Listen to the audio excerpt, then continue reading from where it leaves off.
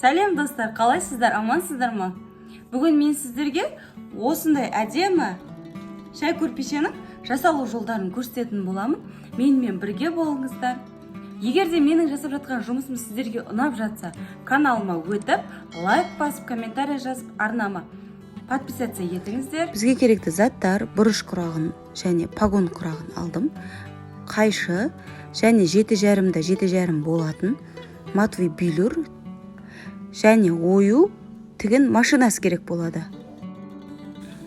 Ең алдымен бұрыш құрағымыз бен пагон құрағымызды қалай құрайтынымызды қойып аламыз. Ең алдымен бірінші қатарды тігеміз. 4 бұрышымызды пагон құрағына жалғап аламыз. Бірінші қатар және үшінші қатар бірдей болып тігіледі. Сондықтан мен үшінші қатарды тігіп алдым бірден. Енді екінші қатарды тігеміз. Бұрыш құрағына пагон құрағын жалғап тігеміз. Пагон құрағының жектеме тігілген жіптің үстінен 1 мм ішке қарай тіксеңіздер болады. Енді бір-біріне жалғаймыз. Бірінші пагон құрағы мен бұрыш құрағын құрап аламыз. Өйткені дәл ортасын анықтап тігуіміз керек. Енді екінші жағын тігеміз. Сол кезде пагон құрағы мен бұрыш құрағы дәл ортасында орналасады және әдемі көрініп тұрады. Енді үшінші бөлік пен екінші бөлікті жалғаймыз.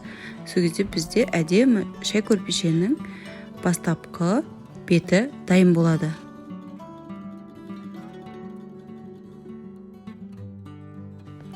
30-30 болатын оюымызды жегіне тігеміз. Екі бұрышын бір-біріне қосу арқылы 3 бұрыштар жасаймыз және сызған бойымен қырқап аламыз. 3 бұрыштарды жиек-жиегіне жалғап шығамыз.